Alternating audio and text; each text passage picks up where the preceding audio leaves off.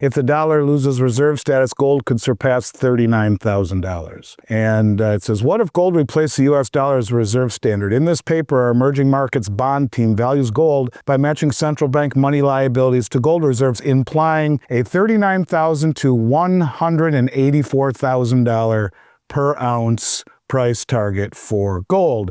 Even when they dump paper in the dead of night, when liquidity is the lowest and the price goes down, we see physical stress going back up. And in other words, every time it goes down, the physical's being bought. December was the largest delivery in the history of the COMEX market for the month of December. Somewhere in the neighborhood of like 68 million ounces of silver were delivered. That's not bearish. Anything to say the least for the people who saying that the top is in. Precious metals expert Andy Schectman highlights a startling valuation model that completely upends the current market consensus regarding the future of the US dollar. Citing an analysis from an emerging markets bond team, he outlines a scenario in which, if the dollar loses its global reserve status and is replaced by gold, the metal's value would need to recalibrate to match central bank liabilities. The resulting price targets are staggering, a minimum of $39,000 per ounce, up to a potential $184,000. This is not hyperbole, but a mathematical necessity if gold retakes its historical role as the anchor of the global financial system. Schectman contrasts this massive long-term potential with the current reality of short-term price manipulation. He describes a recurring pattern where paper contracts are dumped in the dead of night during low liquidity hours to smash the price. However, he notes that every time this happens, physical stress spikes, meaning smart money is using these artificial dips to accumulate real metal. The proof is in the delivery numbers, which completely invalidate the bearish argument that the top is in. Schectman reveals that December set a historic record for COMEX deliveries, with a massive 68 million ounces of silver standing for delivery. This unprecedented physical offtake suggests the exchange is being drained of inventory, while paper games try to mask the shortage. The disconnect is widening, and the setup remains historically bullish. If you found this analysis helpful, make sure to hit that like button, share it with fellow investors who follow gold and silver, and subscribe so you don't miss the next big update. I think the same thing is true with gold. And again, this is just kind of my overview, because I hear a lot of people saying, am I going to lose now? Should I sell? Should I take some off the table? Central banks don't buy gold because they're emotional, first and foremost. They're not catching the trend. They buy it because it's nobody's liability. Gold didn't overtake the euro because it's shiny. As far as I'm concerned, gold is doing what it's doing by default because there is no replacement for trust, period. And I think that's what it comes down to. And when you see interest costs exceeding defense spending, you can see that the system has chosen its path with it, which is debasing, printing, inflating, whatever the hell you want to call it. But this is why central banks are buying gold. This is why silver is being drained. And this is why the paper promises are BS, and they're starting to show up as such. And now let's just talk about a few other things. Going back to the financial advisors, I hear this a lot lately. You need to sell. They're looking at the charts. They're looking at the ratios. They're looking at the headlines, the ETFs. They don't look at the deliveries. They don't look at the lease rates. They don't look at backwardation. They don't look at who's shipping the metal out and who's buying it in. Where is it going? By the time this system admits stress, the positioning opportunity is already long gone. So I don't know. I just wanted to say that. Let me see. Do I have anything else here? TD I talked about. Oh, there was an interesting report in the written by Van Eck. Did you see that? Financial Advisory. They said if the dollar loses reserve status, now what have I been saying? I've been saying it is my belief that they want to soft default on the reserve status. It's what they want to do. They want to no longer be the world reserve currency over time in order to bring back manufacturing. Triffin's dilemma says you cannot do it if you are the world reserve currency. Vice President Vance has written about it, talked about it. Jared Bernstein, the knucklehead from the chief economic advisor from the Biden administration, wrote a report, Dethrone King Dollar. It is very much well known, if you retain world reserve status, you will never have a trade surplus. And I think that's where they're going. We've talked a lot about that. I mean, I've gone over it copiously on many podcasts, but Van Eck comes out and says, if the dollar loses reserve status, gold could surpass $39,000. And it says, what if gold replaced the U.S. dollar as a reserve standard? In this paper, our emerging markets bond team values gold by matching central bank money liabilities to gold reserves, implying a $39,000 to $184,000 per ounce price target for gold. And if they were to divide central bank MO, which is the most immediate form of money in the system, they come up with $39,000. If they use M2, it's $184,000. So anyways, bottom line is you got a mainstream financial advisory saying, well, what if? What does that mean? I don't know. When people hear that it's James Rickards doing it, that goes in one ear and out the other, and out the other.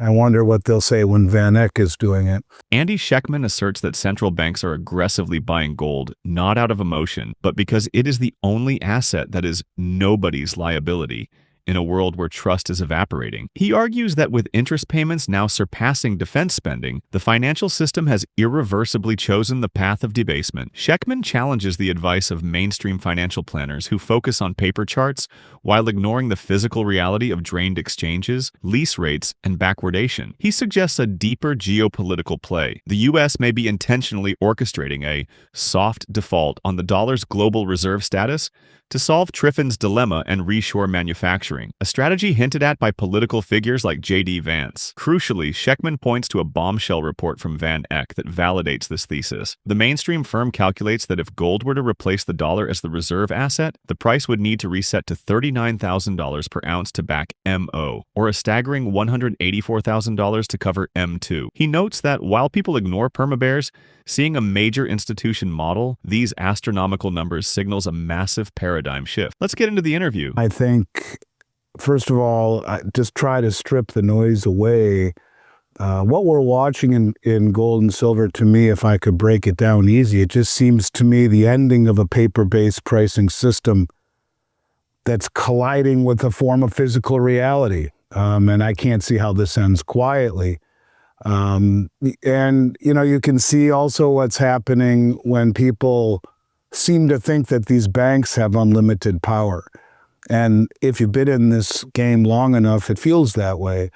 And when you see a major bank like TD Bank shorting silver in a market this tight, it tells me one thing. It tells me they're trapped and in a system that ultimately is making them pretend that supply exists when it really doesn't, because TD Bank put on a trade, a big short trade.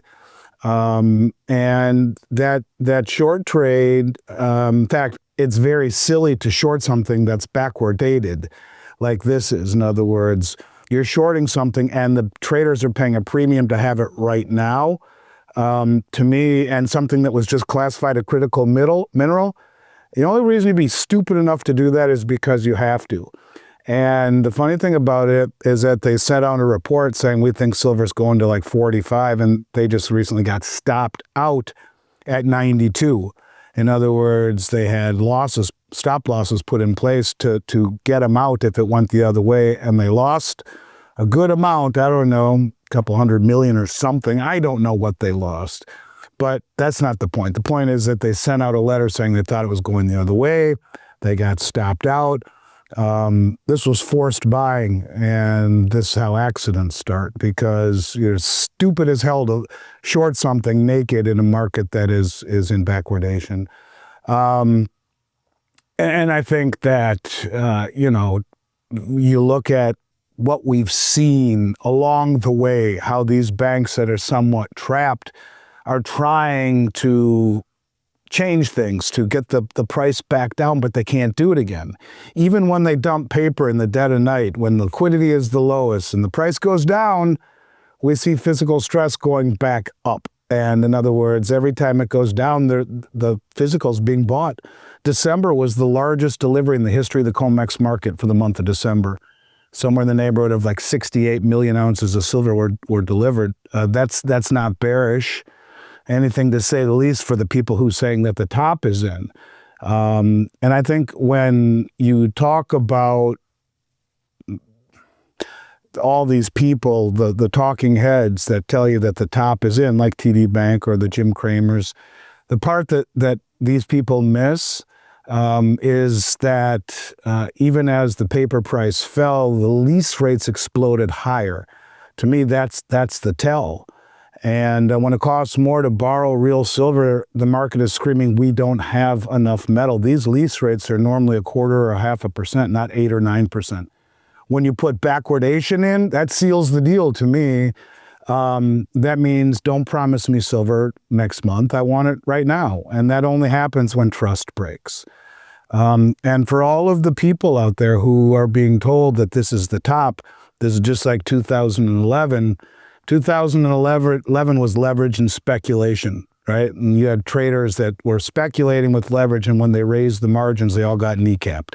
Here they raised the margin the day after Christmas by 30%, and it doesn't do anything but just a little speed bump as the big money comes in and buys the most, or stands for delivery, the most that's ever been delivered in the history of the COMEX market since 1974. So it's not working. These people don't trade on margin. These big sovereign wealth funds and, governments and Teslas and Samsungs. And today is not about leverage and speculation. That's the speed bump. Today is structural shortages across the world, a declining mine supply 6 years in a row, exploding industrial demand. We see that everywhere, especially with AI and photovoltaic and all the way down through military and everything else that we've covered copiously. But it's the sovereign and the industrial buyers competing for the same metal, where, it's now critical. And I think that's something to me where, the people who analyze the markets and tell you, like your financial advisor, this isn't a trade. This is infrastructure. And I think you don't permanently top when supply is shrinking and demand is growing. Andy Schectman describes the current market as a violent collision between a paper-based pricing system and physical reality. He points to TD Bank as a prime example of this trapped state. The bank attempted to short silver in a market defined by extreme tightness, predicting a drop to $45, only to be stopped out at $92 with massive losses. Schectman argues that naked shorting a critical mineral, currently in backwardation, where traders pay a premium for immediate delivery, is suicidal unless the institution is forced to pretend supply exists. He distinguishes this rally from 2011, which was driven by leverage and killed by margin hikes. Today, margin hikes are mere speed bumps because the buyers are sovereign wealth funds and industrial giants like Tesla and Samsung, who demand physical possession, not paper contracts. With lease rates exploding to 9% and December seeing a record 68 million ounces delivered, Schectman insists you cannot permanently top a market where supply has shrunk 6 years in a row while demand explodes. If this gave you value, smash that like button, share it with those paying attention, and subscribe so you don't miss what's coming next. Stay alert, stay prepared, and keep stacking tangible assets.